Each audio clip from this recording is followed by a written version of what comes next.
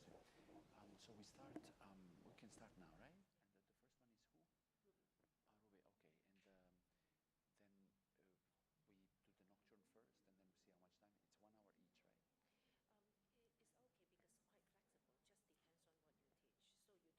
nocturne first, and then we see how much time. It's 1 hour each, right? It's okay because quite flexible. Just depends on what you teach. So you don't have to strictly Okay. 1 hour. If you found that it's okay, then we go to the next like that. Oh, okay. Yeah, But approximately it's about. Okay. Approximately, right. But can we start now? Yeah, sure. Because otherwise it And gets very late. yeah, if the time is over, I will do some sign for you. Okay. Yeah. Just Oh, tell yeah. you, let you Yeah. know Yeah. time is overrun. Right. That's good. Okay. Thank you. Okay. 嗱，歡迎各位今日咧翻嚟咧聽 masterclass 啊。We are very happy and honored we can invite Professor Pompa-Baldi come from US to come here to give us our masterclass and a 2 days lesson. Let's give a big applause to Thank you. Thank you. Thank you very much. I hope everyone can enjoy the rest of the time in the class. Thank you. Okay, let's start. Our first performer will be Ruby. She will play the Chopin Nocturne Opus 55, Hello. number 2. Thank you. Thank you.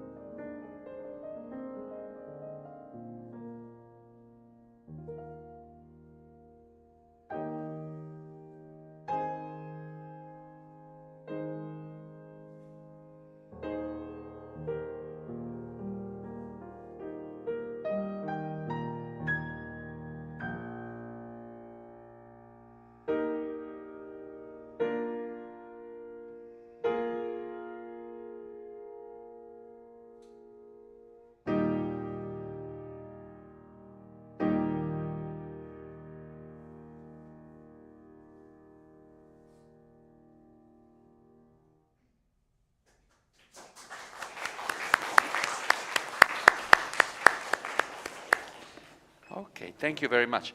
So first of all, bravo, you played very well.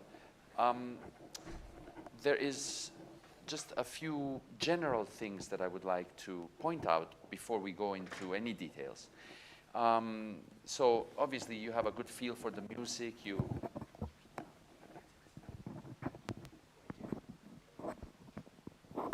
have a very good feel for the music and general good approach. I can hear the melody, which should be obvious, but sometimes isn't. The only thing is that when you want to do crescendo, when the music becomes more impassionate, then the left hand tends to grow out of proportion. It grows too loud. And in general, there shouldn't be any place in the left hand where you don't shape it. So you tend to play it flatly, softer or less softer. But it should always be shaped, following the slurs. And it should always be important, but in a different way, so that it provides some movement and some maybe counter melody, but it never really, because since it never stops the figuration in the left hand, after a while it becomes an unwanted presence, at least in my ears. That's something that starts like a background thing, and then it becomes too noisy, and it doesn't allow me to enjoy the melody as much as I could.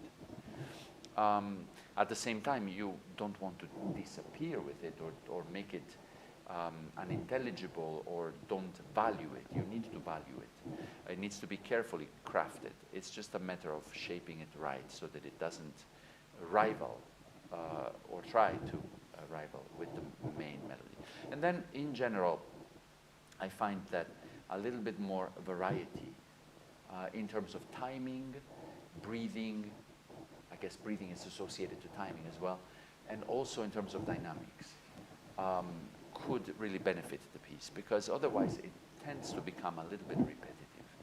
I mean, it's beautiful, but you have to tell a story in a few minutes, and the story should be told not in a monotone, so that you don't lose the attention of the listeners, not even for a little second. Okay, so those are the general considerations. Now, that being said, there are other little details. And this is for any piano student here.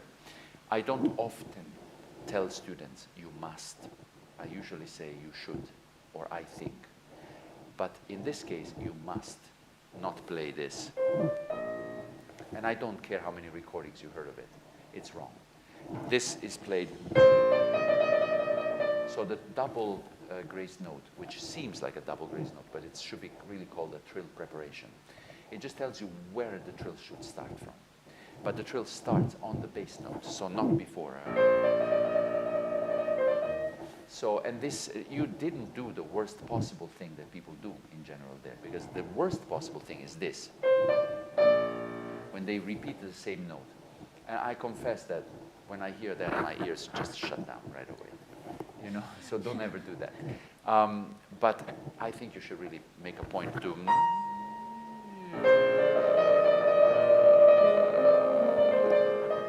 So let's start again from the beginning, please.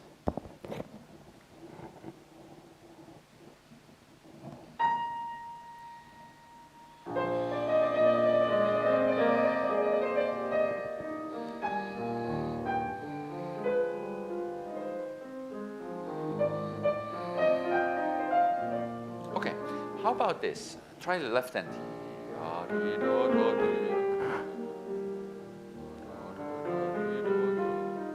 So you could, and the other notes are soothing. But there, you have to follow the direction of the eighth notes, up or down, and the slurs. So, generally speaking, at the end of a slur, don't stay with the same dynamic. Just come down a little bit. So.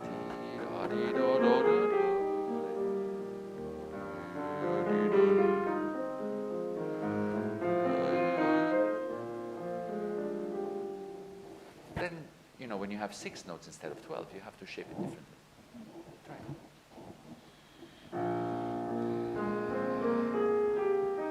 No, you see, that's a different voice.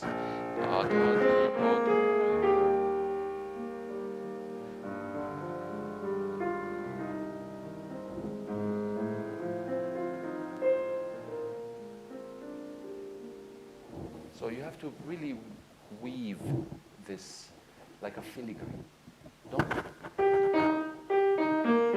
It's too fingery. No, you can crescendo here.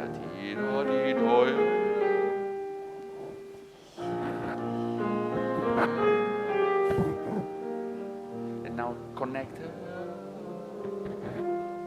Yeah. Now up. Diminuendo.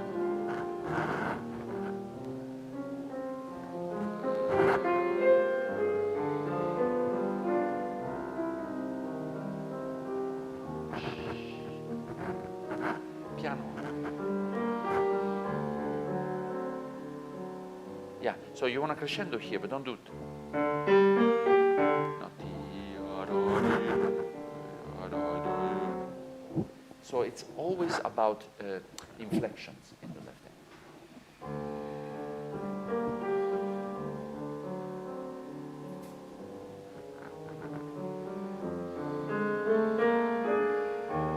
Okay. How about we try both hands now?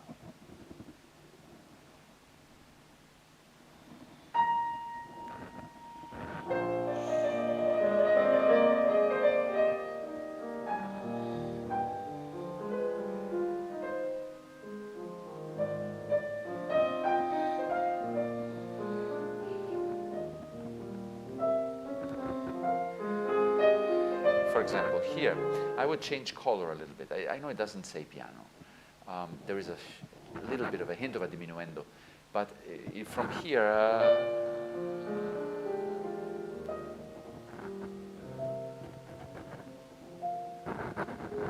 then you can, so you can crescendo again. But just at that moment, when you go to F minor, I would change color.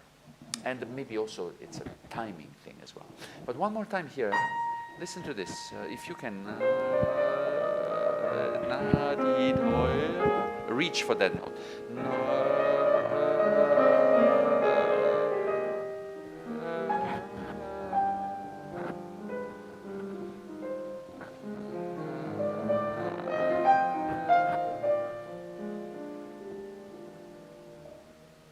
And I would love for this note to stay longer a little bit, so diminuendo, so we can hear the decay of the note and then the resolution. And then change color here, as I said. Yeah, just a little bit more freedom, you know?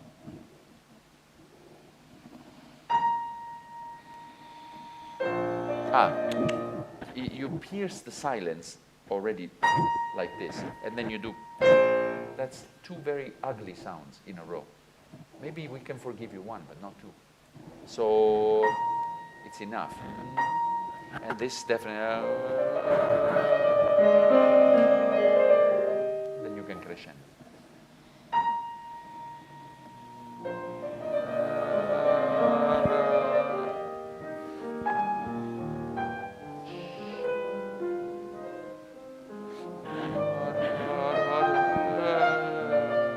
Slow down.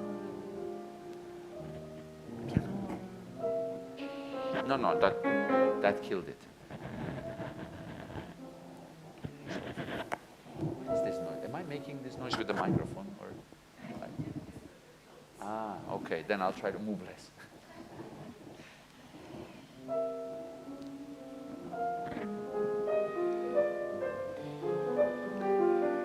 Yeah, try to get away from this.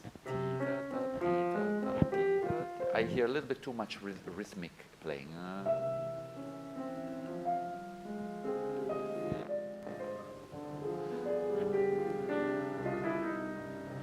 So don't show me the beats, just shape away from the beats.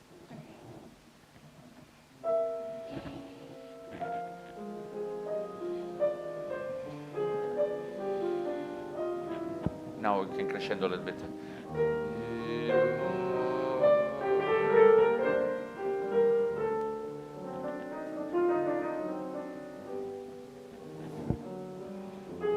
think after, you know, so because we changed color, we stayed softer in the F minor area. Then here,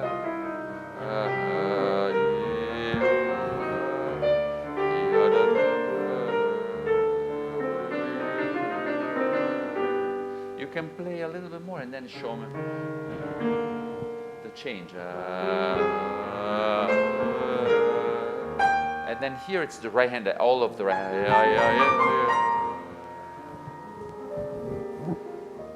Sorry, and then you can come down again. But this should open up a lot more, I think. So there are some flights that sometimes you have to take flight a little bit more with the melody.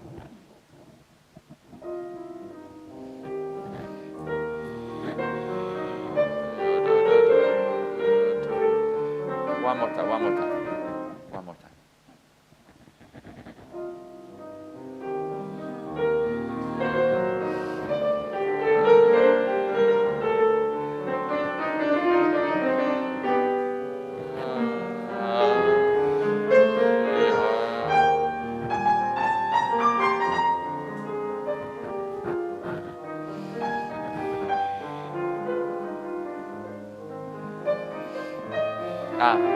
Here, so keep it doesn't matter how much you open up the right hand. The left hand should always be very, very shaped well and softer. And then here, when the register is very close, like here, then you have this note right here. It shouldn't belong into the melody. You make it sound like it does. So you have to hide it because it's so close. So it should be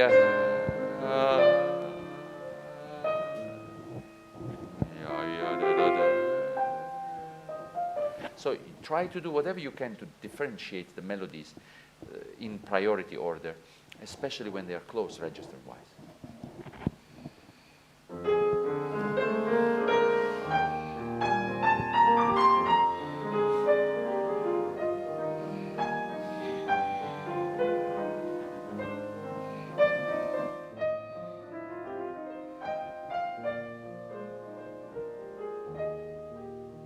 Okay. So then another thing that I wanted to mention, sometimes well, you have a tendency to not really hold down the tight notes which you are supposed to hold down. And what compounds this issue is the fact that you change the pedal. So all of a sudden, instead of the presence of a sound, we have the absence of a sound and a clear gap. That should not happen. This is only a small example here. There is actually more obvious examples of that later on. But already here, so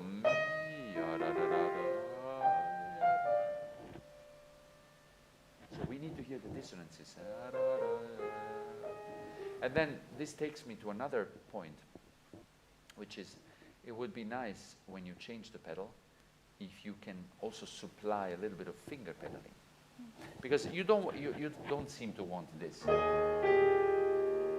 Because maybe you think this is not okay, right? I will not enter into the discussion whether it's okay or not. For me it is, but it's my opinion. And besides, it's what's written. But that's beside the point. The point is you can have it both ways. Like you can have the good in both things. So you can do this. If you keep the bass, then put the pedal. And then go. So you use finger pedaling. But if you do this, you lose the bass.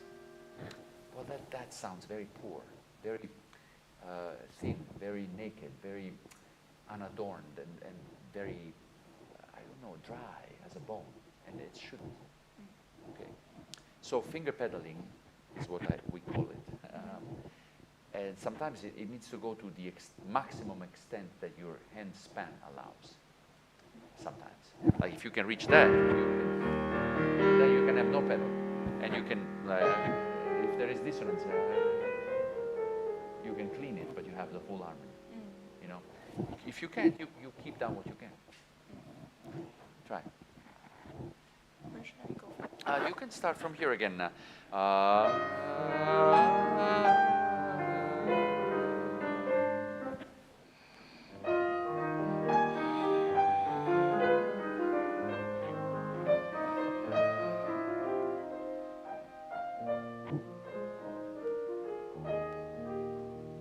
Okay, that's better.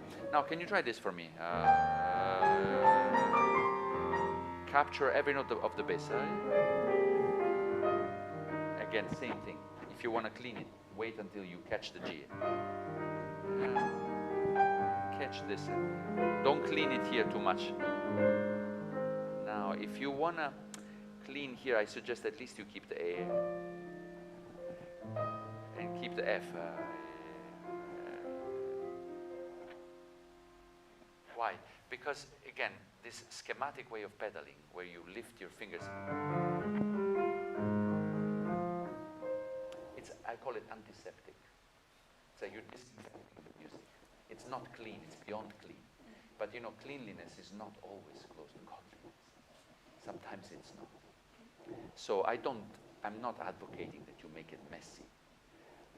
Just that you give it a little bit more of a wash of sound, using some other means if it's not just the foot. But you can keep stuff down with your fingers.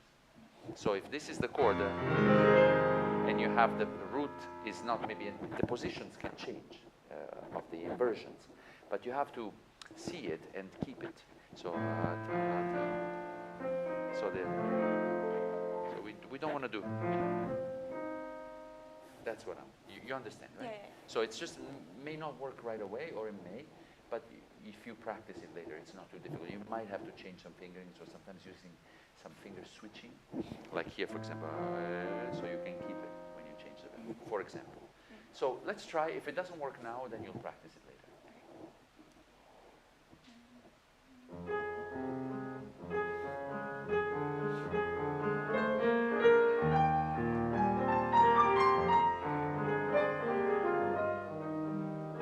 That's very like, you either can legato or you don't change the pedal.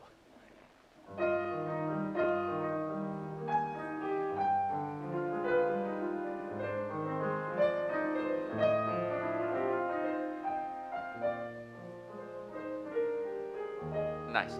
So now let's do it again, but shake the left hand and don't play it every note the same, because you're reverting to what you were doing the first time around.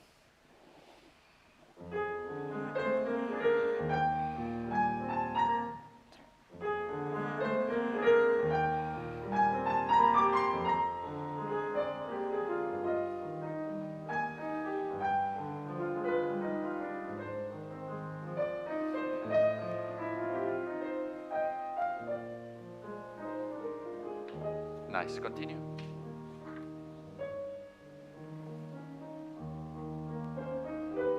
Yeah, I hear the pattern changes, the color changes, and the character changes too.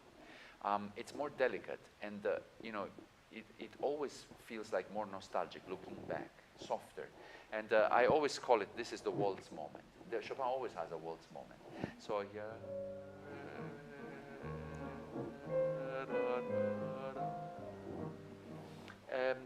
It's not written this way, obviously. It's much more refined the way he wrote it, but the feel, I'm saying, the lightness of it. The only reason I showed you that is to give you an idea why I cannot hear this. But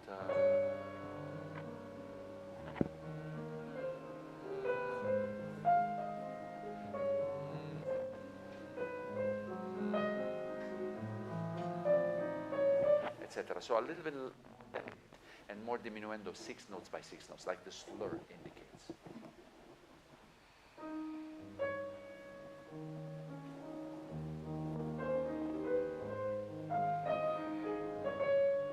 Diminuendo. Now more.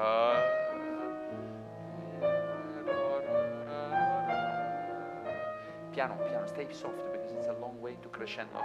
Now start the bass.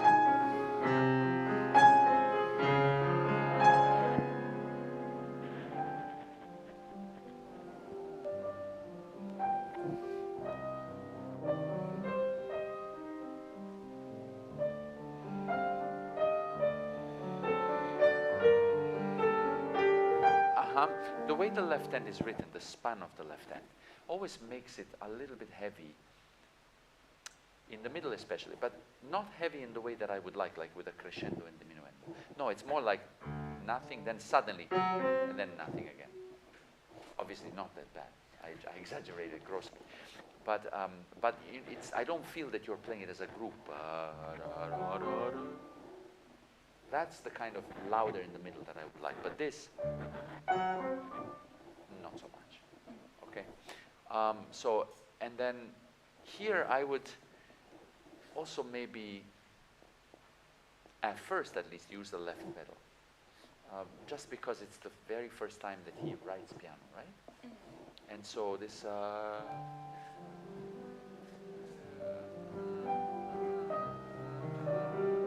so, and then also try to move the tempo a little bit. After the beginning, you can stretch the time and then move forward through the phrase. It's a long phrase. Can we try again? Yeah. Maybe a couple of bars before. The crescendo from, yeah.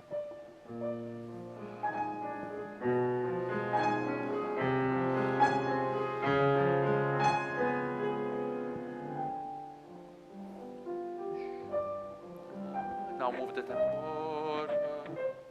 I just move the tempo.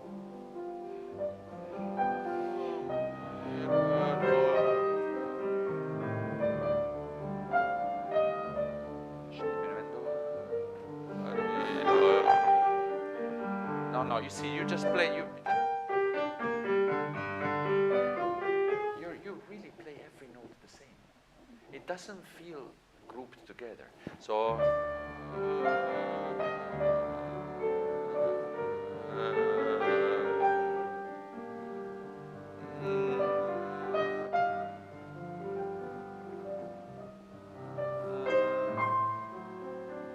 etc. So I don't know. There is something. The quality of your left hand is there is attack on each note, and I would like for you to think of those notes as bowed together in a cello. So one bow plays 6 notes, and you can increase maybe the bow pressure in the middle, and then of course when you get towards the bow end, which is the end of the slur, you have to diminuendo a little bit. Yeah, and instead it's like as if you are connecting the notes but playing each note with a different bow, which of course you would never do. Tom, tom, tim, tom. Yeah, but that's what I hear.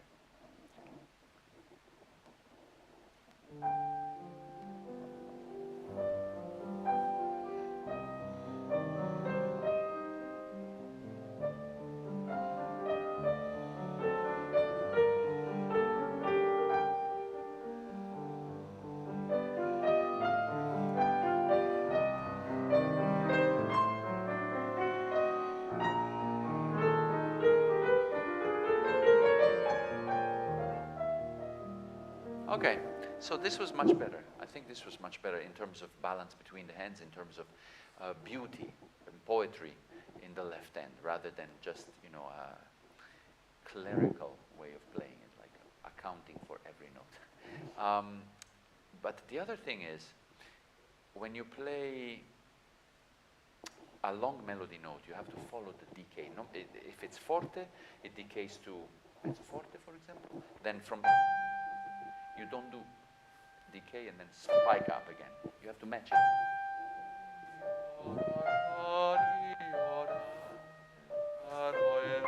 You can crescendo. Once you start a new string of notes, then you can crescendo. But after a longer note, try to never spike up, unless there's an accent or a sforzato in the score. And this is true everywhere, even here.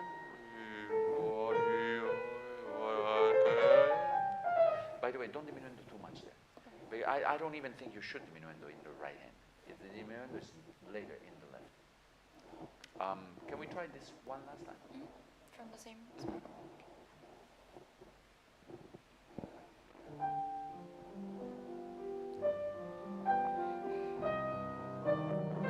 See, not.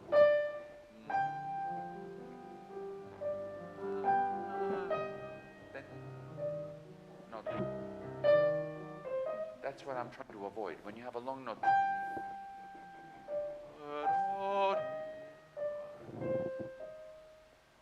Try.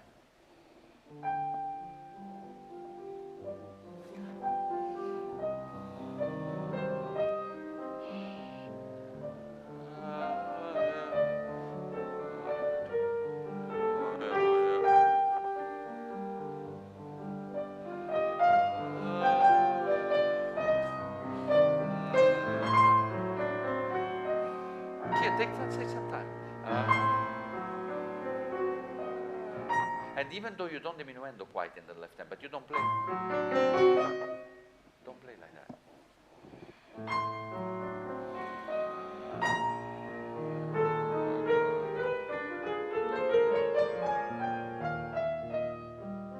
There's something about this slowing down that I don't understand. I'm trying to figure out.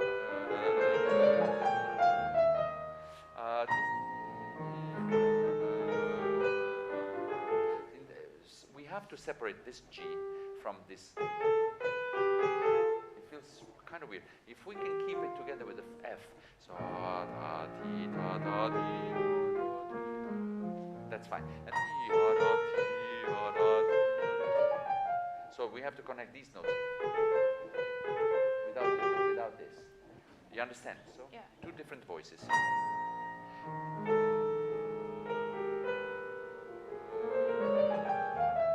So generally keep the left hand softer there.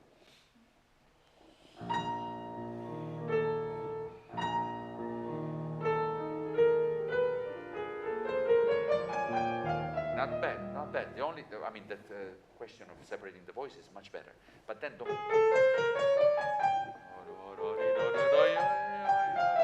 I even would say, don't emphasize too much or don't think too much about the beginning of the bar or bar line per se. Just maybe think about the high note a little more and then slide off of it. So.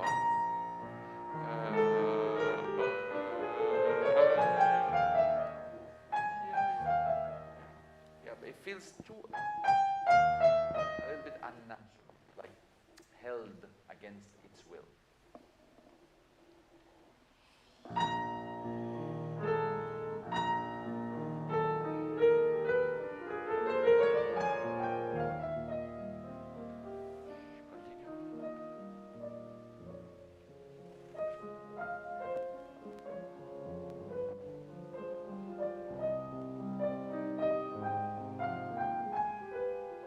I would take some more time when you change the harmony.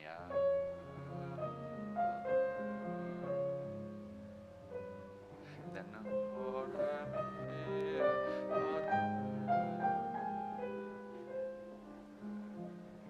so in a couple of spots during those 3 bars, it's sounding a little bit metronomical.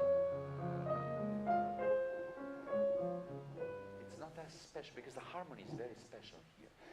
You have the presence of the Neapolitan second, and then he skips the scale step, and he goes from. It's very expressive when it's like that, and I would like for the music to show that. So if you are too matter of fact, it doesn't show it.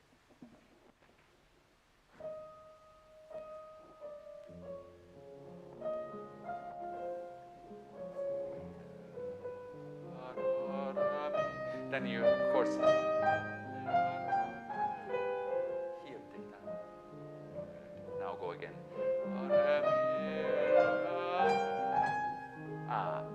And this is where it begins. A sequence of tied notes that are so important to keep in the harmony when you change the pedal. And you don't. So the absence is very conspicuous. Yeah? So when you play this, finishing this,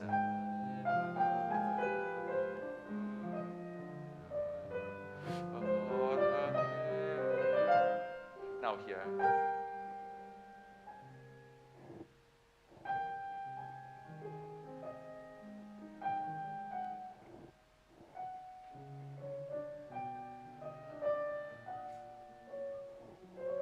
So it's all tied, it's all delays, it's all retards.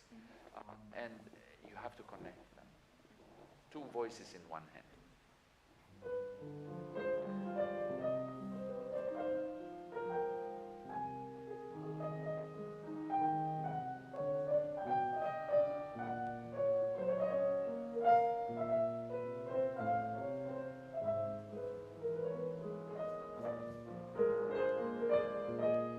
Okay, good.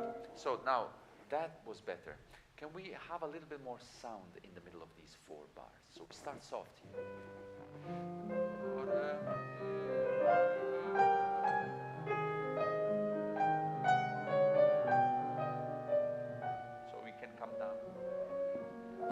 right here when it says to come down.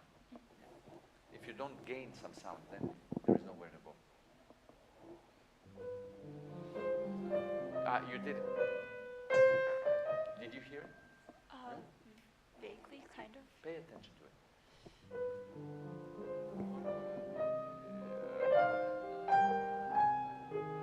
Crescendo.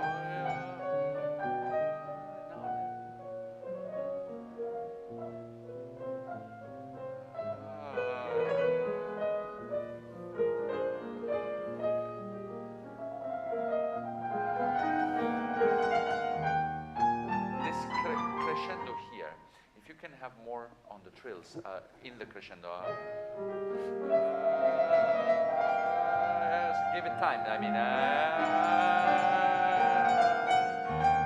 give it a little bit more time, the trills, to expand, to feel that we are being lifted up.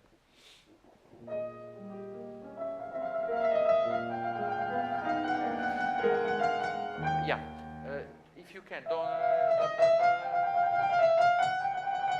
No, it's one trill, so it just changes the pitch.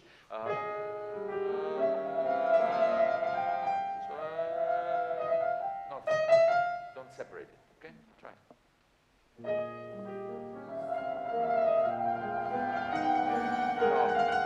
No. You want to accent every pitch. You want.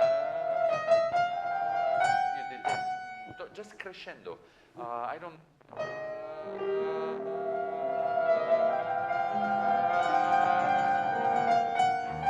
Just the last, but the trills should be more amalgamated.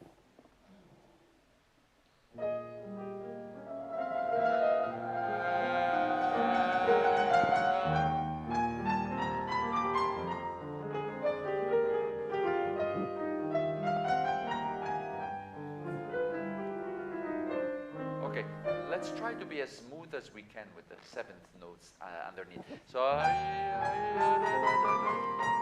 now here. It feels a little bit strange when you, but it feels like it's a little bit broken. So that one should be a little bit more smoother than this.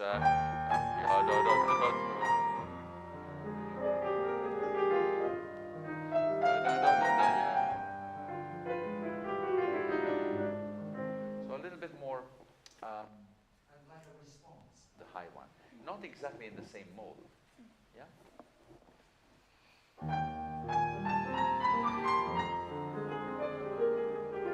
No, why are you losing so much sound and so many notes? I want to hear all of them.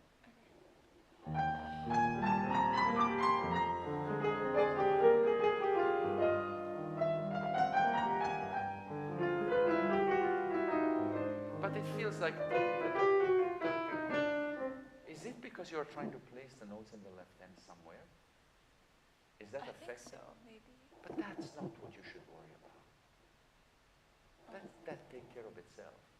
Just try to enunciate these notes naturally. So,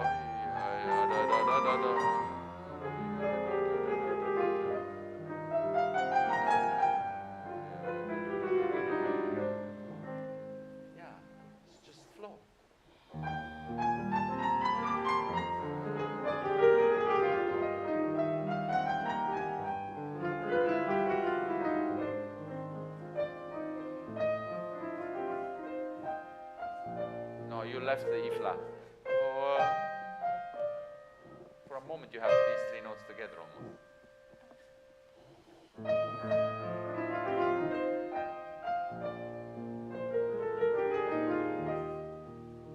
Yeah.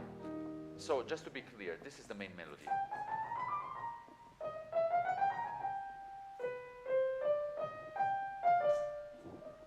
That's the main melody. The other voice, this.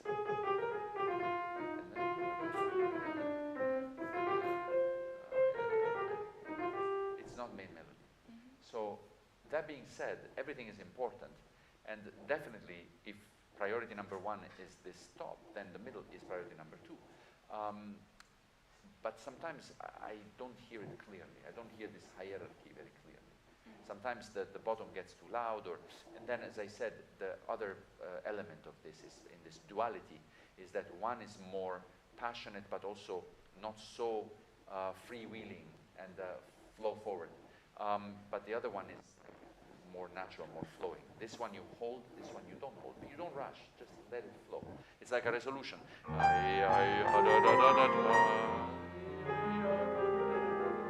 you see what I mean? In terms of contrast? Yeah. So,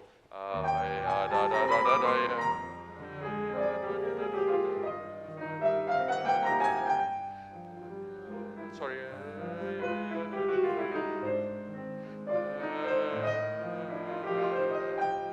And then,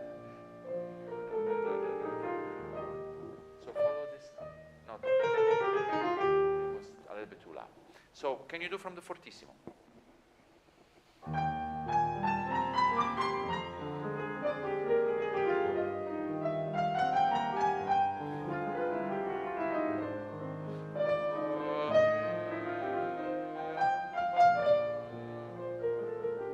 Much better. Keep going.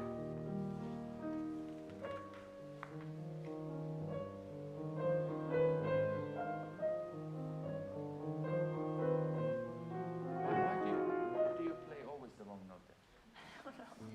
Because I mean, it's okay to if it happens one time, but if it happens consistently, especially since this is not a particularly difficult. I think it's blanked.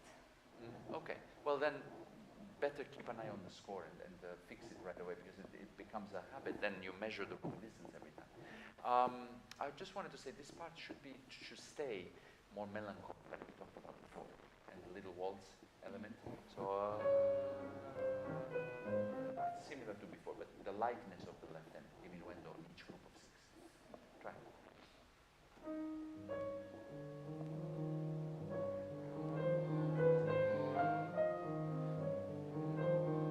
No, you see, you play.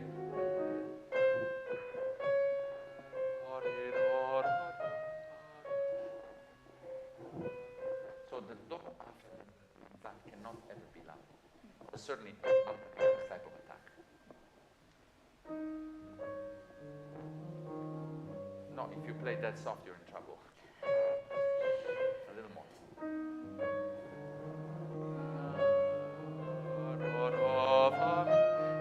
Come down.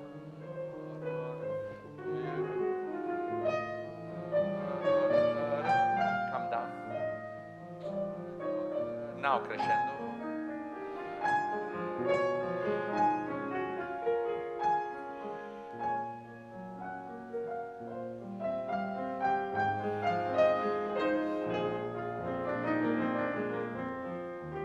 Yeah, but here, you know, it's important to at least pedal this and to keep this note going for as long as you can.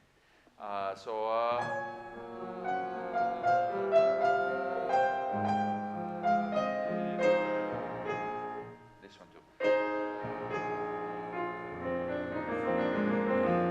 I honestly would play a pedal of half a bar there. Even with the dots, yeah. You can show it with the gesture, and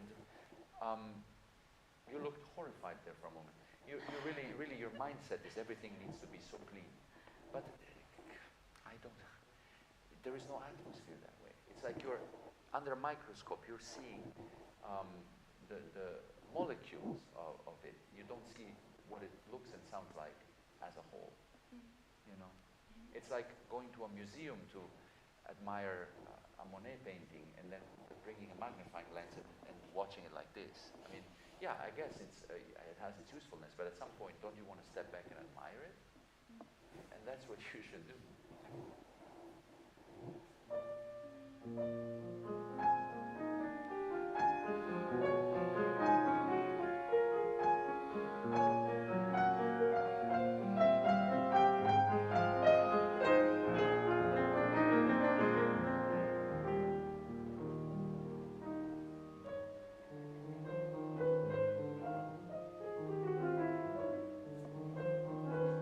You keep doing it. Again, after every long note, you should really, this should become your mindset. So you don't even notice it because you're used to it. But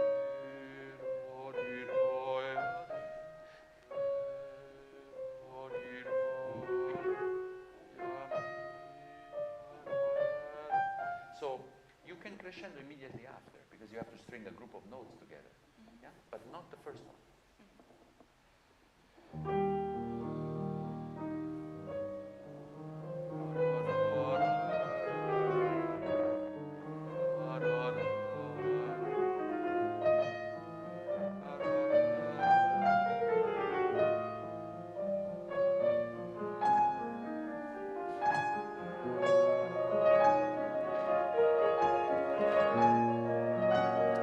Try not to stop the trill. I know it's difficult, but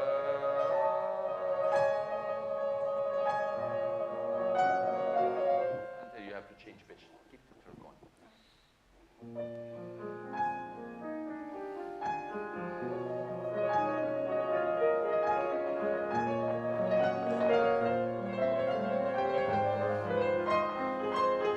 Your left hand got flat again. Your left hand got flat again.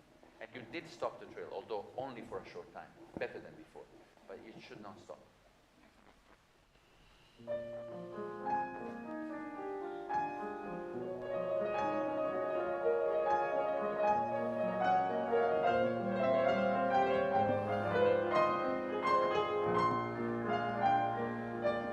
Okay, when you play this, keep. I want to hear this. This, you have to understand. Certain dissonances are beautiful, and so you don't want to keep it. And then you can't pedal like this. You will lose the harmony. Yeah.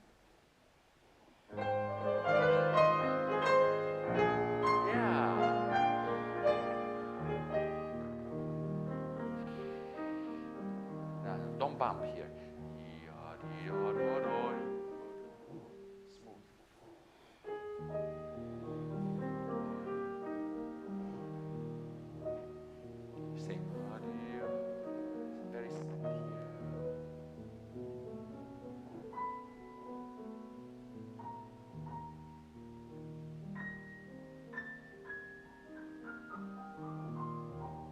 Left hand floating here. The left hand is not even shaped anymore, just floating around. Okay. Yeah?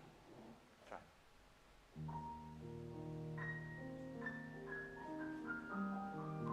Sometimes it bumps.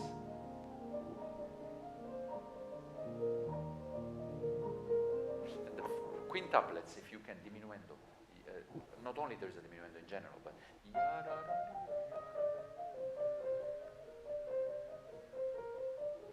so each 5 notes go, except for here, of course.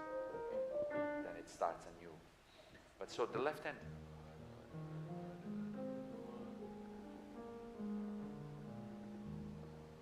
Very, very gentle.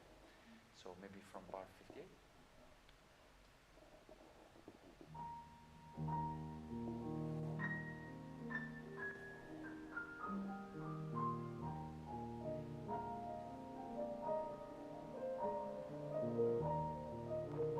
Belts. Not too loud, the first one. Just not too loud. Then you kick crescendo.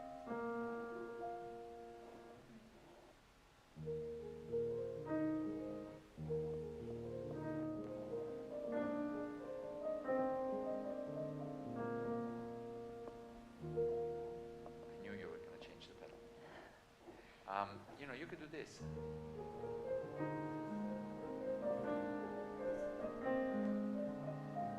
Here, and when I change the pedal here, I keep these notes here. So I don't mix these two. But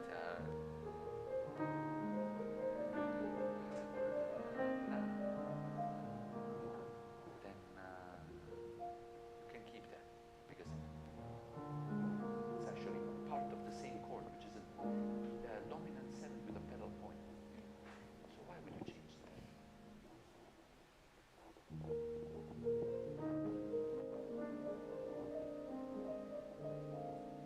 Here, yeah, change and then keep it. Yeah. And, okay, now you have to really show me the continuity because I know it stops the music here for a moment. But,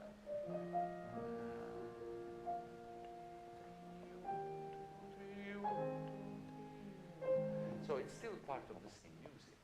You started really loud, and it gets so vertical, like separate from before and separate from each other. But you have to imagine, just imagine.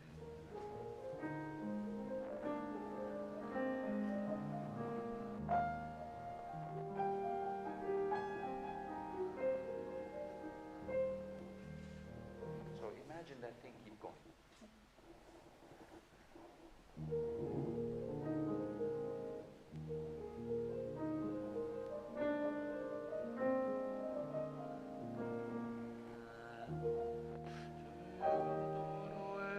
Not too loud.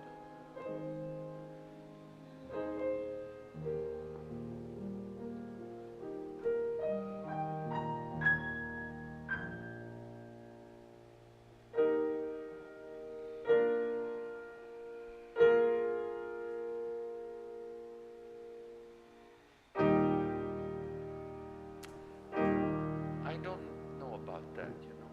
The last two chords, they sound disconnected from before. I think that the last chord is a resolution. So it's not piano, obviously, but it's a resolution of this.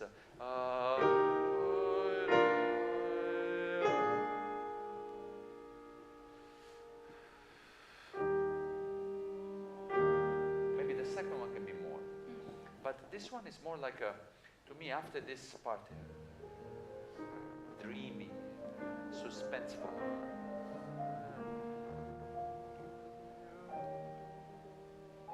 There is no crescendo here.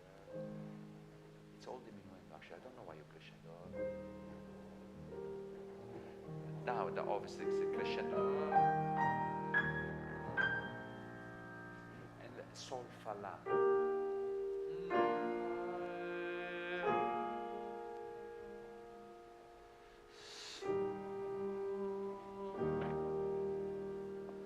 Those notes together are the ending, not just the last two separate. Felt disconnected. And I don't know that Chopin, we know that Chopin wasn't particularly, or wasn't religious, but this music almost feels like, this ending almost feels like spiritual in a way. And it's almost like what people who believe would consider almost like an amen. Literally imagine it, amen, like a choir saying amen. It feels that way, or at least I think it helps the music if you imagine it saying that. Can you try again from here?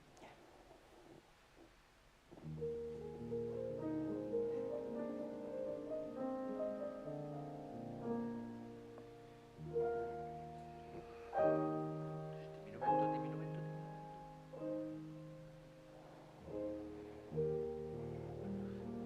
Little crescendo.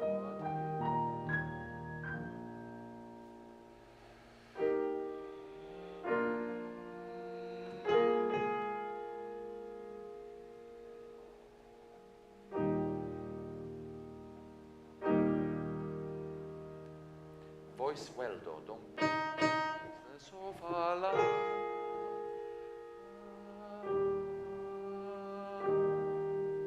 Maybe you can give more to this than this. Not so much this and not this.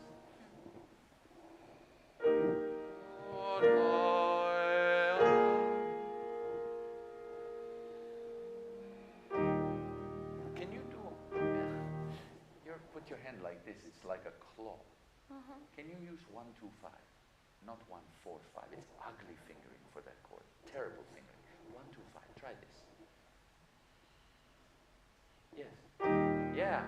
So it's warmer and it voices the top. And now it's up to you also to make it even better. Like not just the fingering, but also the gesture. But already it's better because it forces you not to be like this. And so then, but the angle is right because then you play the pinky here. And then, of course, the last has more notes, but you can do 1, 2, 3, 5 and keep the same angle. Try.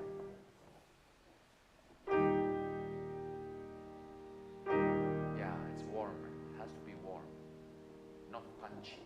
You know, it's not that kind of ending. How are we doing on time? Is it time already? What time is it? Oh, okay. This went faster than I thought. I hope that you got some ideas that you can work on. But the main thing is, you played beautifully, but the main main thing is when you become more passionate, to not allow the left hand to play flatly. Always keep it shaped and keep the melody much, without feeling threatened for supremacy. And then the melody itself, when you have long notes, after a long note, always match the decay of the sound because it connects the thread of the melody better. And then some of the other details that we talked about. Okay, thank you very much. Thank you very much. Yeah. Thank you.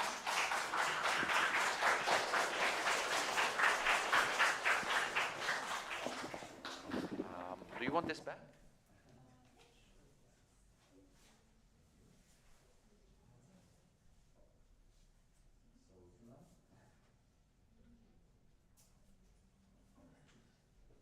So you're playing from 7 to 12, right? And then if we have time, there is something else like what happens then. But I think this will be okay.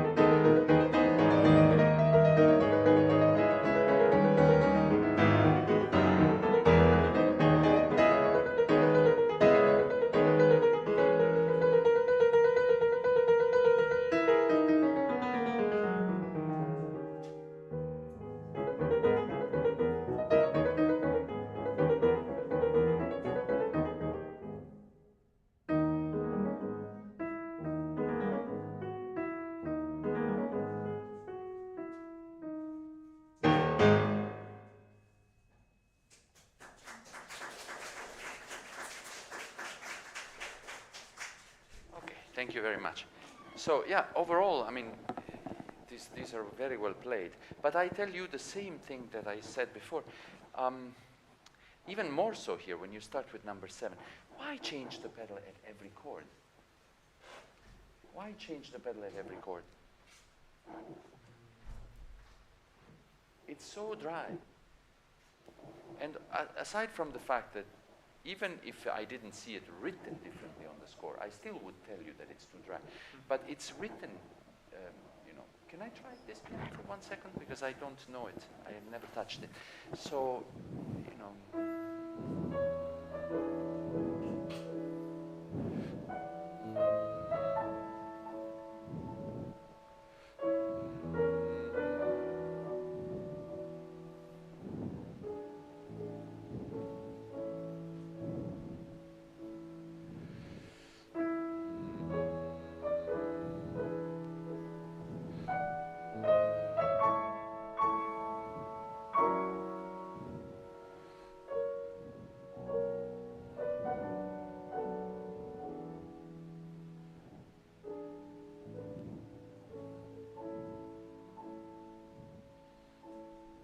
I don't know. You have a choice. So you either keep it like exactly the way it's written, which I don't mind, but you might.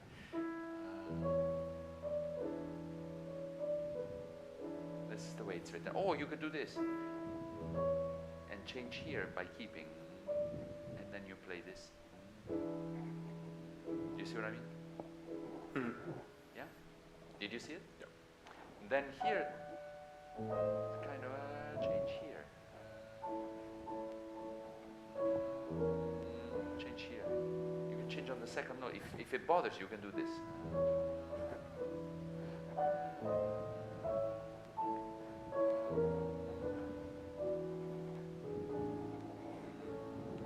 So you clean it on the second chord.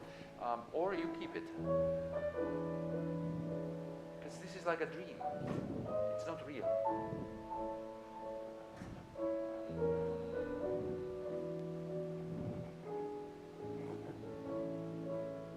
So I wouldn't have any problem if you kept the pedal the way it's written, but if you don't want to, you can find other ways.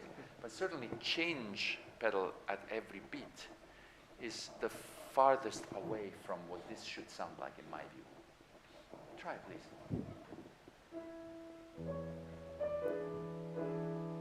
You lost the bass. Don't lose the bass.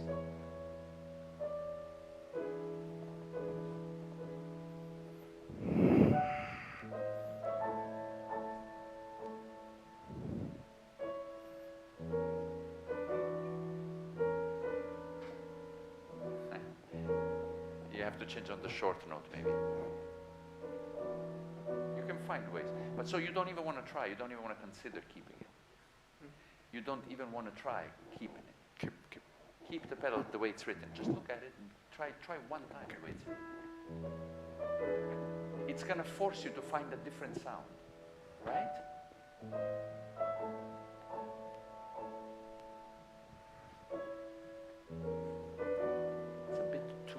Sound. That's the problem.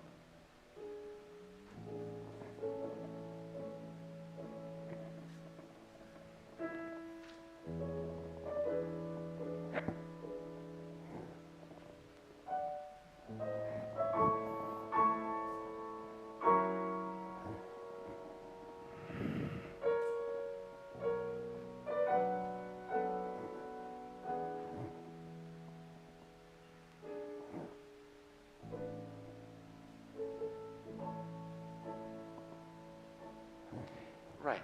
For me, that's already better. I mean, it's more in character with the music. It's very, very gentle, very dreamlike. You decide what exactly you want to achieve. But I think when you play loudly, it's not piano, it's not dolce, and the pedal doesn't reflect what is written. Anyway, so we can move on now from that and go to the next prelude, which you played brilliantly. The only thing that I would do differently in this prelude is the left hand a little bit.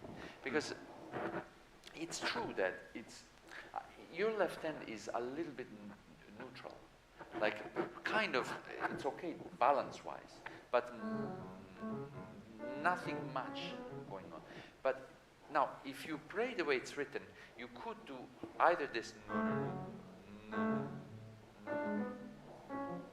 which it's a little bit more like what's written, or I also would not mind like a little bit of a sustaining the sound until the very end of the figuration, rather than coming away from it right away. But it's definitely important, even though it's softer than the right hand, for sure. Can you try? Maybe just one time the left hand. You probably you would succeed if you use the gesture a little more.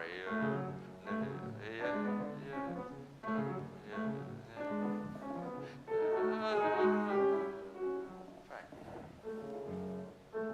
Yeah, no, where it doesn't work is at the end, because you want to play the end by guiding the hand and by guiding the finger instead of you have to use the wrist to go away. Yeah. Yeah, and always. Yeah, I think, and then you decide how much sound on the first notes, because they form a counter melody. No?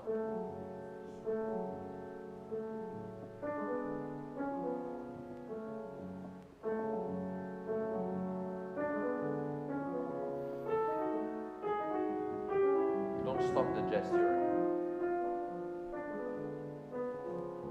Yeah. You can try both ends now. Let's see what happens.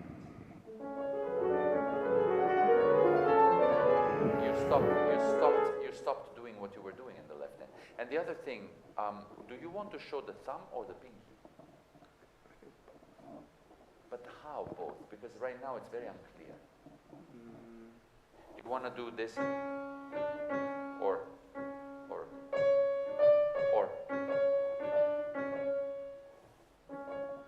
then do it a little bit more clearly, because the thumb certainly didn't speak at first.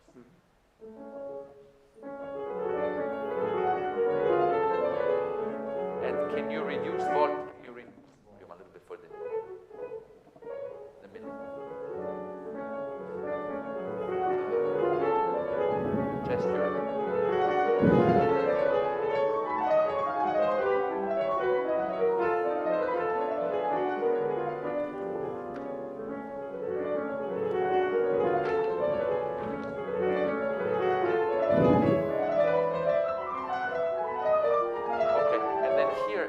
A peak, so to speak, and then come down. Give it always direction.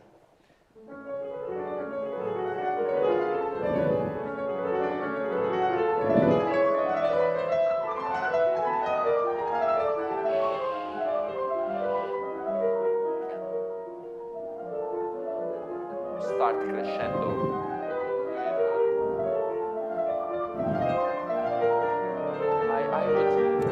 I would really recommend, when you reach this louder spot, which we talked about at bar 7 and bar 8, sustain that sound. Then bar 9, at the end of bar 8, you do a diminuendo, and then you start a crescendo there. The crescendo should be gradual, bar 9, 10, 11, 12. I didn't hear a crescendo, it just was flat. You just have to dose it very carefully. Can you do from maybe bar 5?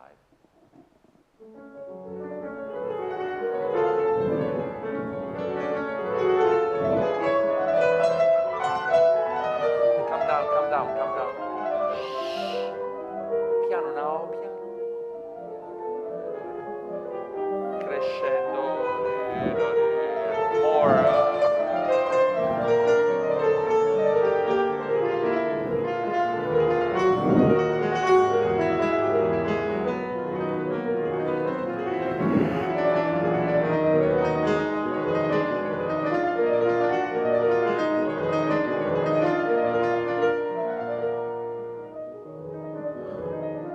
I like this change, and I like the fact that you go to the top note there.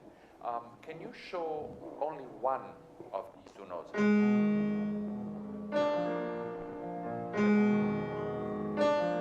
Like that. Can you hide the second one? Yeah, and then sing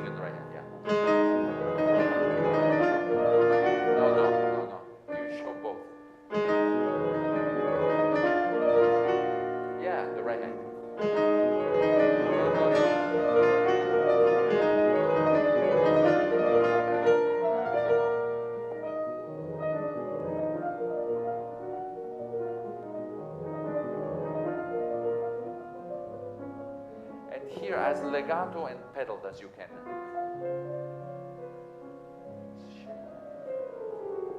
So you should really create an effect there. Yeah. Yeah.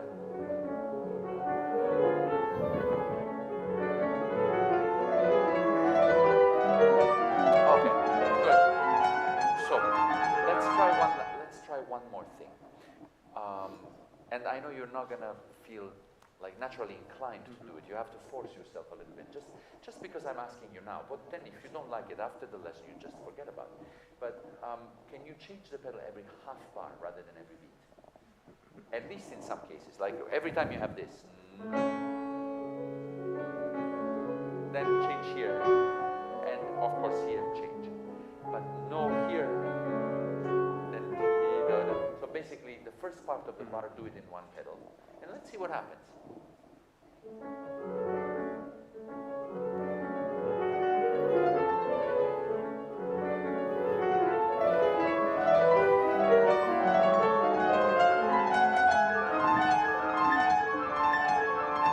Okay, good. I think that if you change the pedal like that, it's better. It makes it richer. I don't think anybody will, think that you are playing, messy. The other thing, when you reach bar 22, so this fortissimo, you tend to point out too much this, but there is already the melody here, and this. So, and only one of the two, like we did before in the left hand. So right hand, no, every beat. We can't do it. We can choose the first and third beat in the right hand, but we should in the left. So, and not the downbeat, but the second part. Try that. Maybe coming from a little bit before, from the molto agitato stretto, bar 19. No, don't change the pedal, remember. Keep the pedal.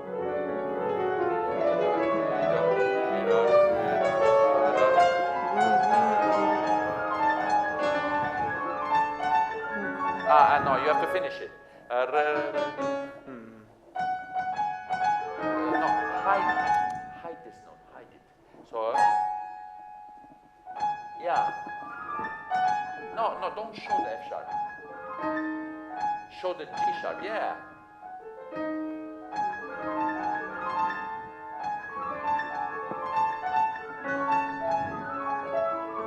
Now come down. Okay, and then you can show this. So, let's do it one more time.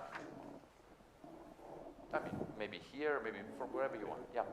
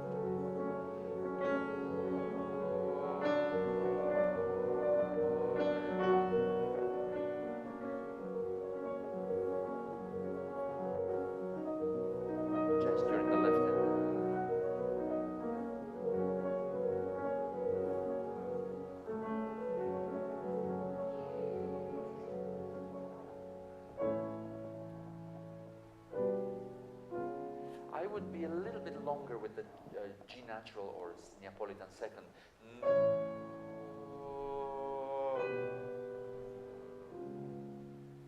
It's not enough tension.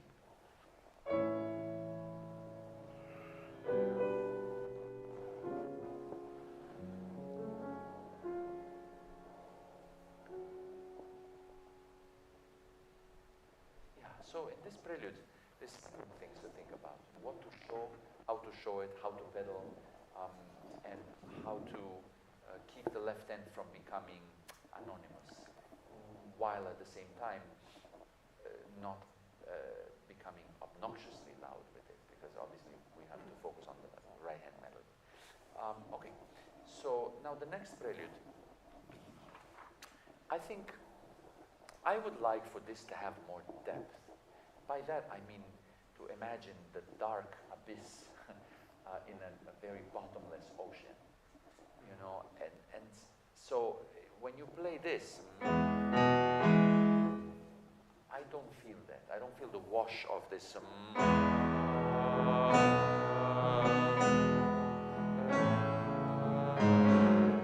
Because I feel that every one of the triplet notes for me shouldn't be sforzato or accented. It just provides a little bit movement, but it's this.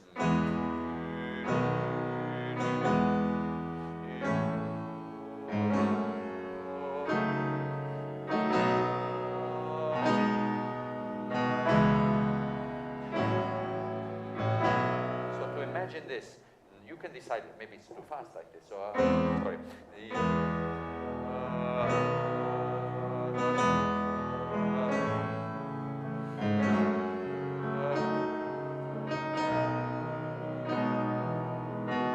Etc. Anyway, you play it again from the beginning.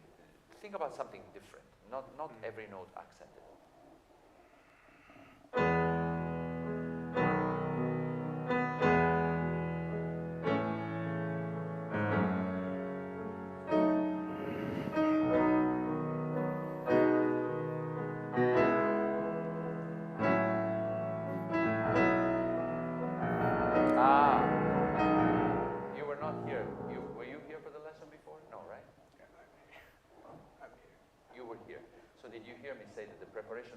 There is three things you can do. One is the most terrible. One is not good but survivable. And the only one is right. You did the most terrible thing. Ta-da. You even repeat the same note. Don't. So when you play this,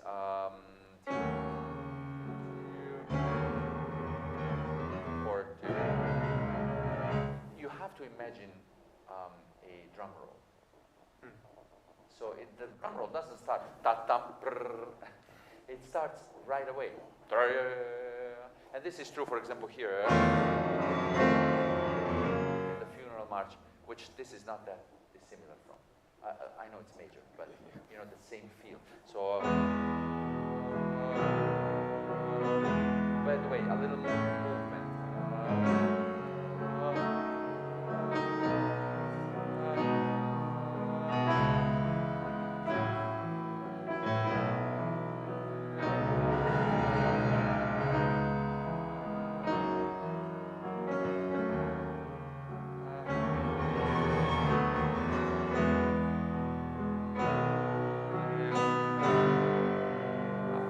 Louder with the G major.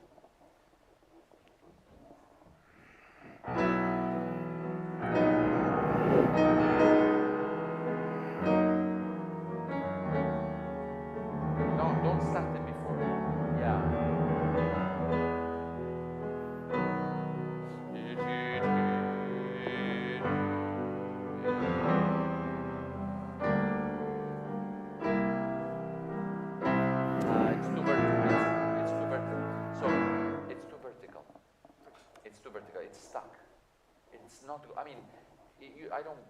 It's not about rushing, it's about going somewhere.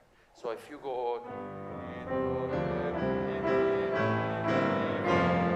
it has to move forward, even though you don't want to give the feeling that you are running, but you certainly want to give the feeling you are walking. And right now you are walking in place, not going anywhere, maybe stomping too. Yeah, that has that feeling of verticality.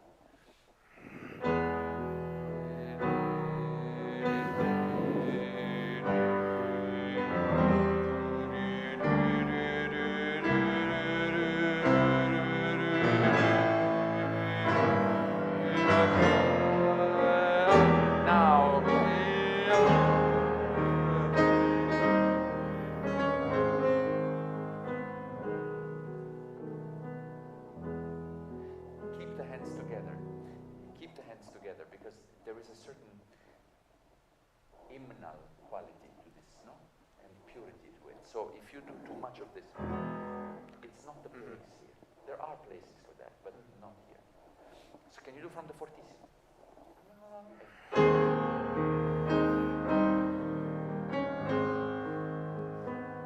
Keep the hands together.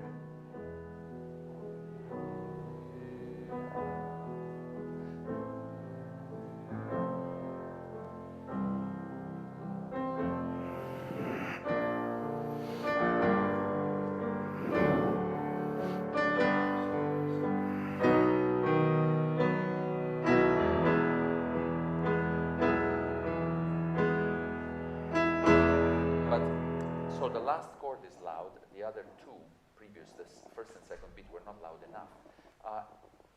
And there is not enough difference between the melody and the chords, the accompaniment, the triplets.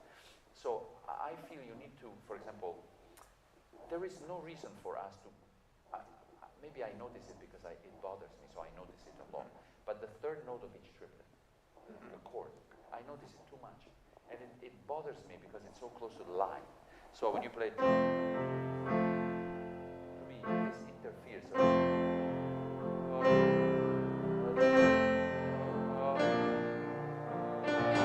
Sorry.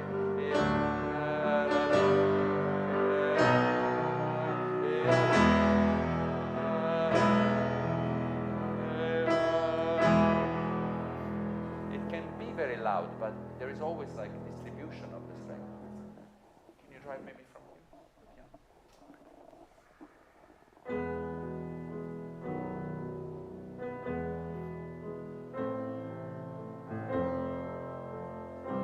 ChunLam, careful. I'm not doing it.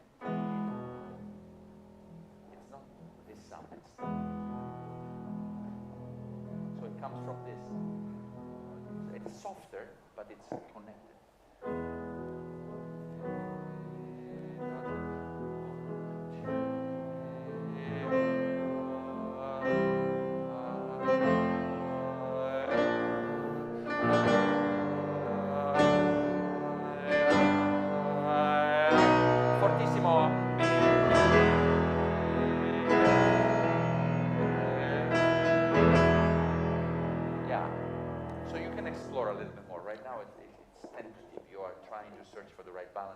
Maybe now it's too soft. I don't mean for anything to get weaker. It's just a different function within the layers. Anyway, the next one I thought was fine. There's not much there going on. Maybe just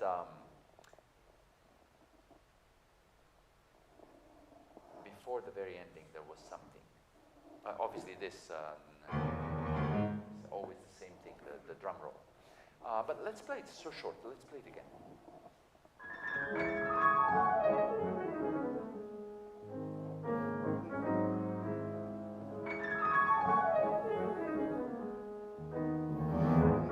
Okay. Now, can you try, because we have these broken chords or arpeggiated chords, then when you have one that is supposed to be together, try and play it together. Like, for example, this one. Yeah. So just for contrast to the arpeggiated ones, because you play like this, or and you do it kind of every time.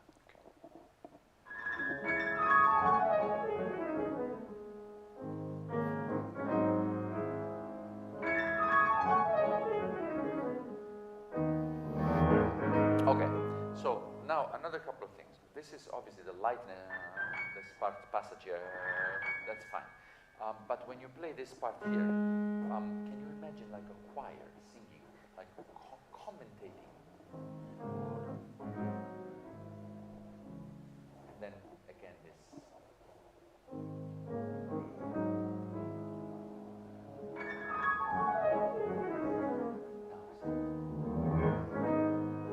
I don't hear this chord.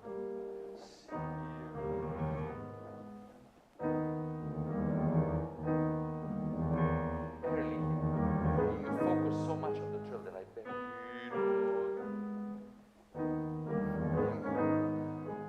Keep going.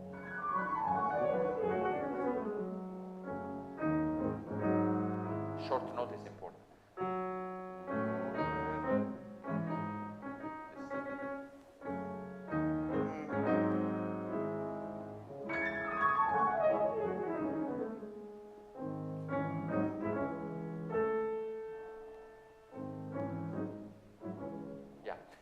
can here wait a little longer. So after you play,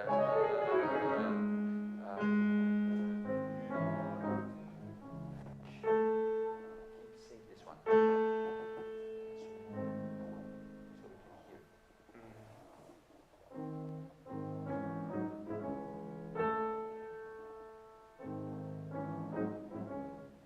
Okay, and I would play.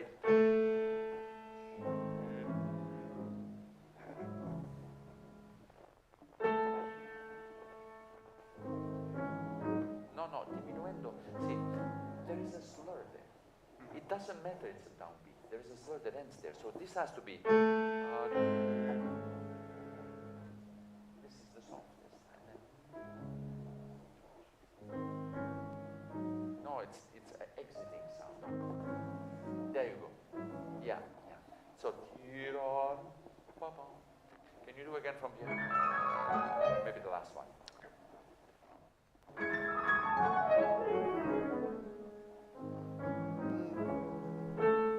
now wait. Diminuendo. Right.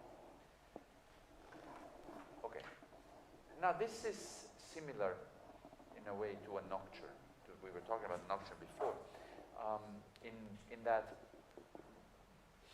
I mean, I know the tempo is faster, but the quality of the sound and the cantabile quality of the right hand and the left hand, it should not be fingery like the. You balance it, but it feels that every note is the same in the left hand. Instead, the left hand should be like it's just chords that are unfolded so that you can have movement. But it's same. You could play this.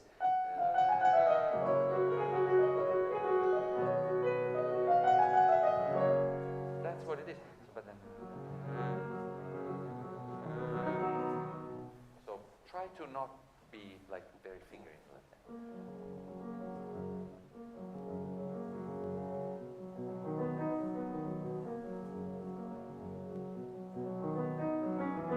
Yeah, that's right. And then when you play this pattern where the notes repeat, these two notes repeat on the way up, they should be played like almost inside of the reverberation of that.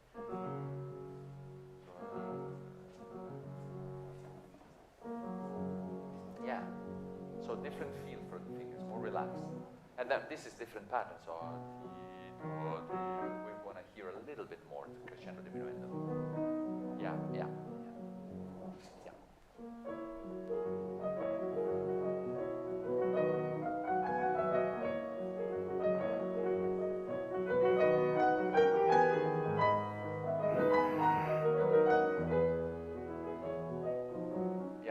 This phrase here got very schematic.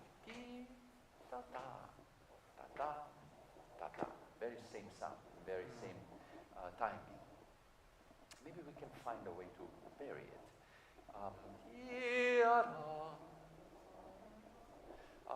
Something more similar to a human voice singing. Also, I have a question, but I don't have the answer. Like my answer could be just a answer. Do you want to hear 2 plus 2 plus 2? Or do you want 3 plus 3? Because right now it's squarely 100% 2 plus 2 plus 2. Is that what you want? Like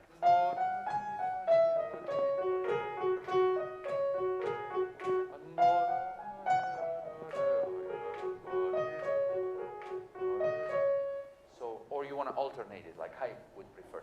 So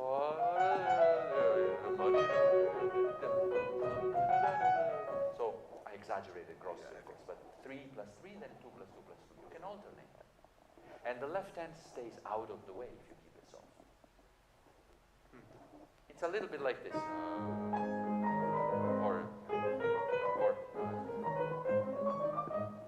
So you can alternate all sorts of things. It makes it more varied, more interesting. But the basic thing should be 3 plus 3. Don't you think? Can I ask if you ever thought about this before? You did think about it, but what was the answer you gave yourself? I think important it's like this place is like this way, and then Okay, so alternation. But then you have to make it clear, because because when you play it, I only hear 2 plus 2. Let's try. Now, from the very beginning.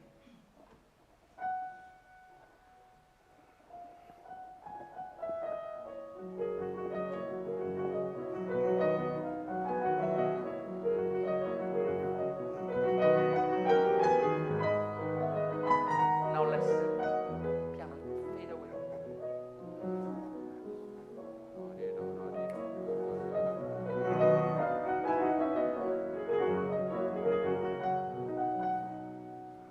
Do you think you could crescendo more at bar 19 and 20?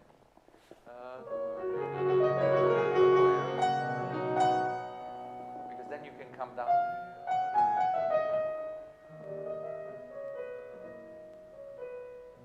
And then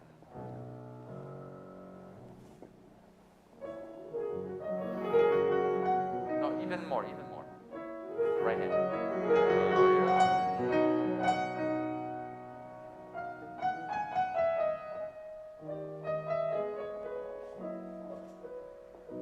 Yeah. Do you know that I think you should tie this note here? So it's not necessary to really. It's necessary to hold it. Look.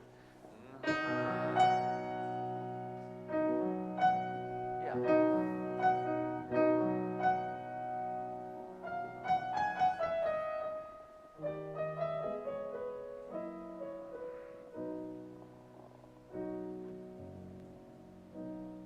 And then here, give it a little bit more depth. I know this is important, but also the bass a little bit richer.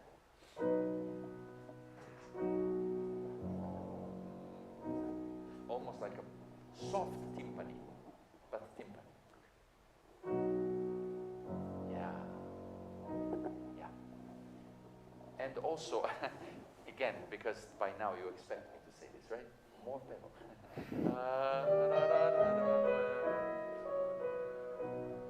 And the way it's written, it shouldn't change here.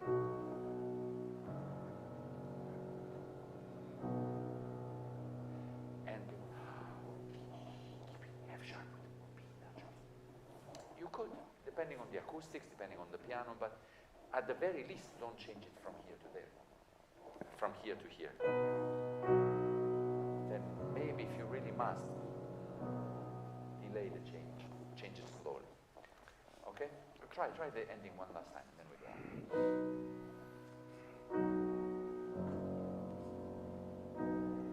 Yeah, that's better. Okay, let's do the 12.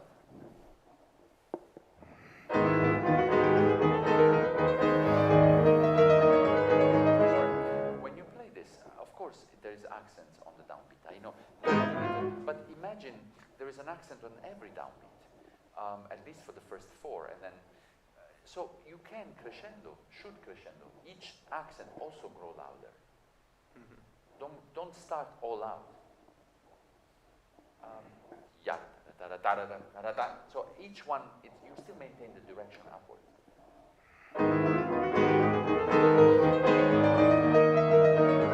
I want to hear this.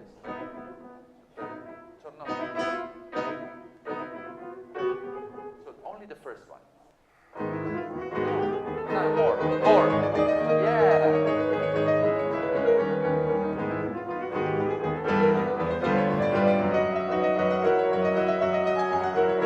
Okay, but keep the 1, 2, 3, 1, 2, 3. You're now playing at bar 13 and 14. You're clearly playing 1, 2, 3, same. But you should keep this. So diminuendo on each way.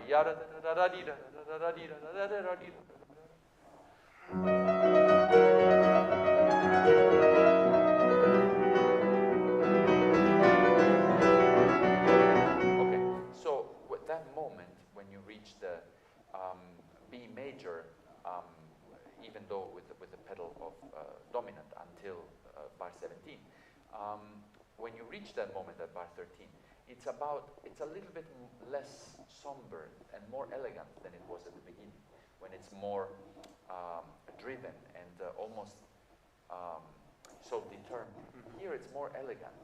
So can we feel the contrast. So this is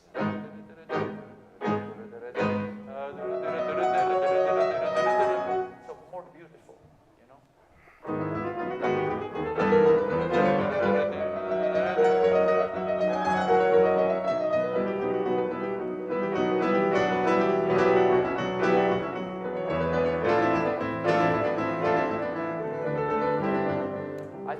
I think there is value in what you are doing, and it's very well played. Definitely, this has to be a little bit wild here at bar 21. But I think there is also a lot of value in the second beat of the bar. So in other words, I would much prefer that you don't play a sforzato piano like you are doing, but that you play a fortissimo diminuendo. Because I hear, that's what I hear. It's a bit too much.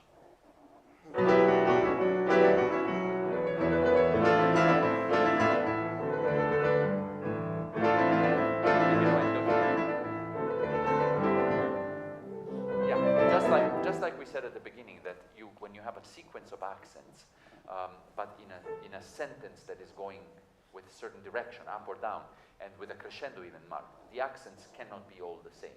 Here it's the same. It's fortissimo, the same concept. It's fortissimo, but the beginning of each bar is louder than the rest of the bar, but you don't need to play all of them the same. So when it goes from T to this, there can be a little bit diminuendo.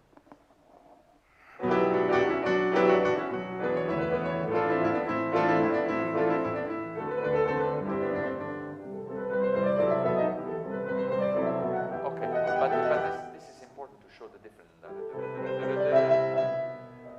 Here, take some time, and then here, don't. So it's completely different. No, take more time, more time.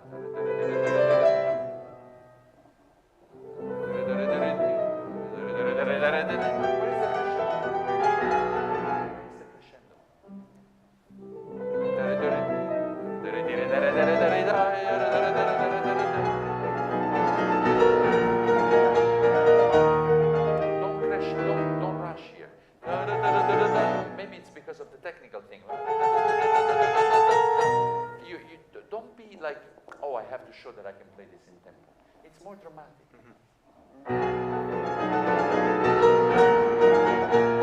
And I hear, don't rush.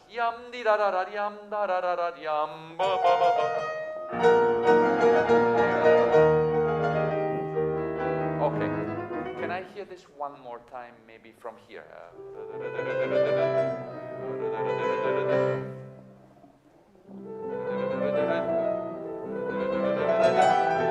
But you're not giving me what I'm asking. This is more painful.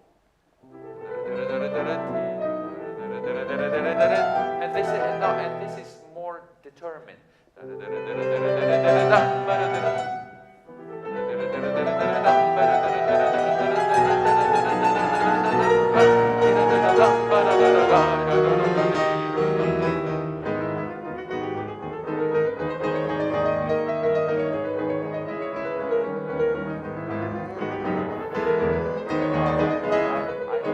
don't know about this.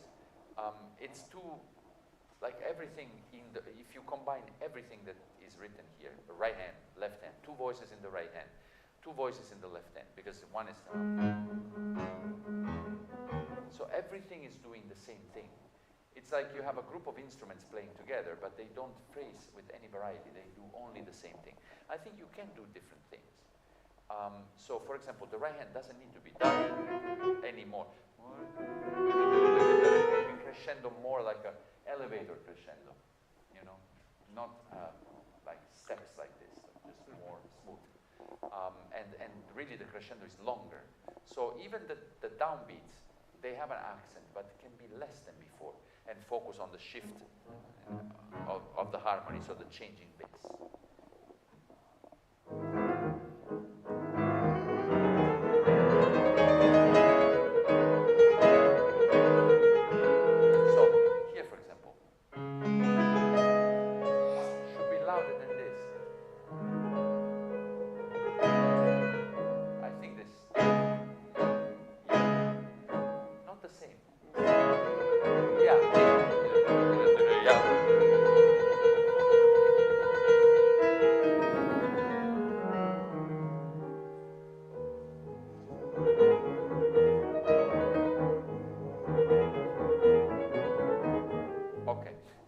time you play, make me even, you already do this, but make it even more clear, the difference. The second time, he doesn't do the difference. This is different. So you show this a little bit more. So I don't hear that. So,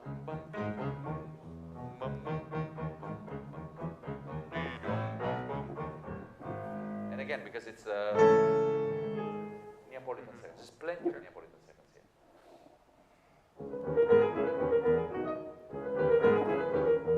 Yes.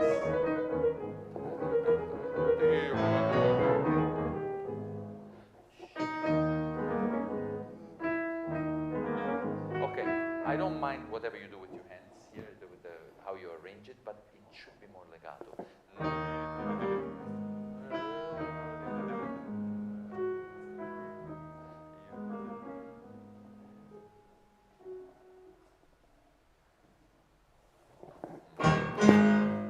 So more diminuendo, more ritardando.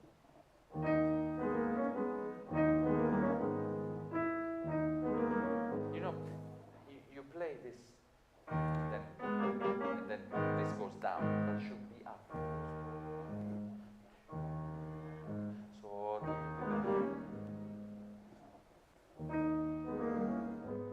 yeah, it still feels like this.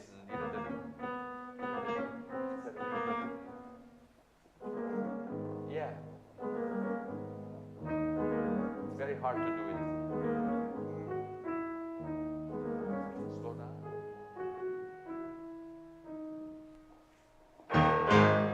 Yeah, I still think that because of the adjustments that you make, then you have to travel back. It makes it more hard to do.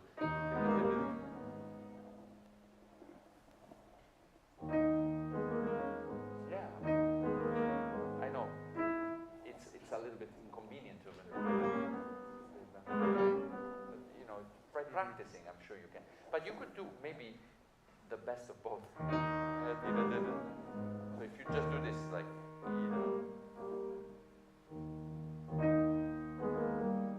yeah,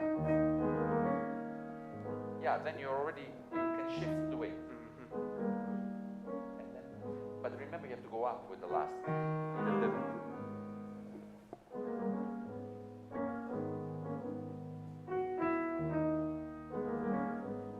That's the right sound, and it's more legato. Do you hear the difference? Okay, just remember. All right, we have more time? Oh, okay, because I thought maybe we could do some of the ballad, but maybe next time. So, since we have a little bit more time, I just want to repeat one concept. When you have a sequence of accents, even in something fast and furious like this Prelude, you know, but there is a lot of subtlety going on. So, for example, I personally would play the first bar with a lot of like spunk, but the second one would be softer for me. So it's still accented compared to the rest of the bar, but it's so each accent after that gets more, but the second bar gets softer. And the left hand is the other thing. These two notes, I would play them like a pizzicato style. Not like you tend to play them very loud all the time.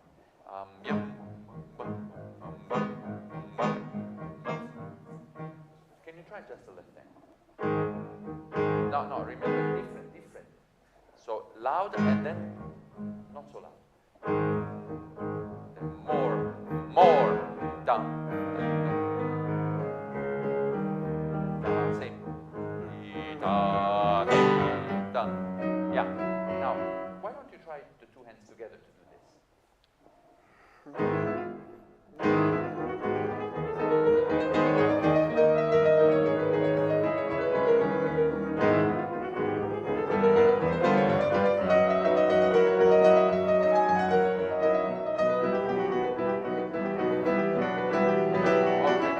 How about just for kicks, you diminuendo? Maybe not to piano, but diminuendo instead of crescendo bendo fortissimo. This fortissimo is just like about the surprise. So here, this part here, if you continue diminuendo. So maybe we can do from the bar 15. Diminuendo, diminuendo, diminuendo. And here you can think a little, just a couple of bars, no more than a couple of bars in my opinion. You can think more of a little rustic dance. So, take more time.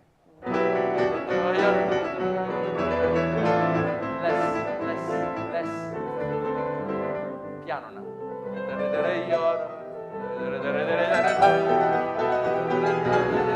Stretch it.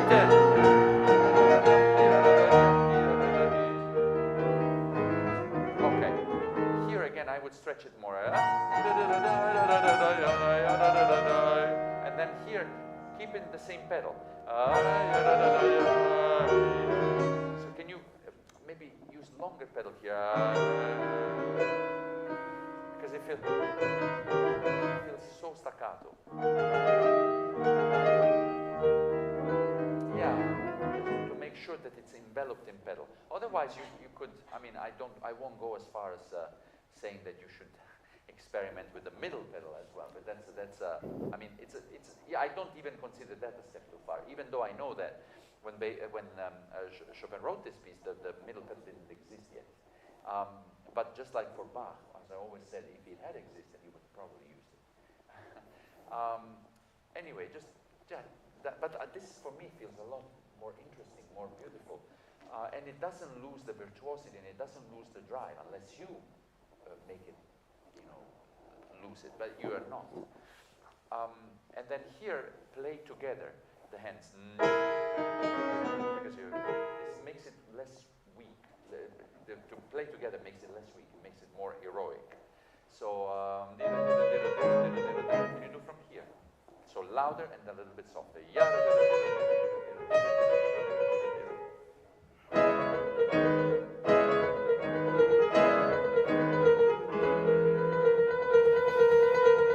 Okay.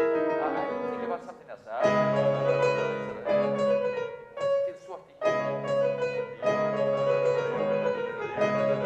Not feel su staccato. Piano.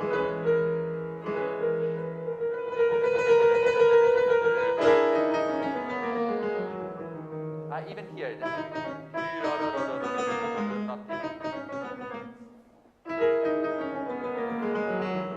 yeah, spread it.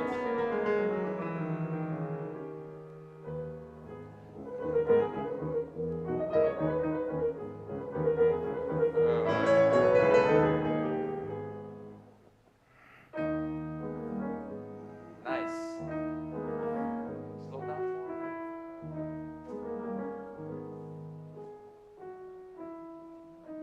You drag these notes. Drag them as much as possible.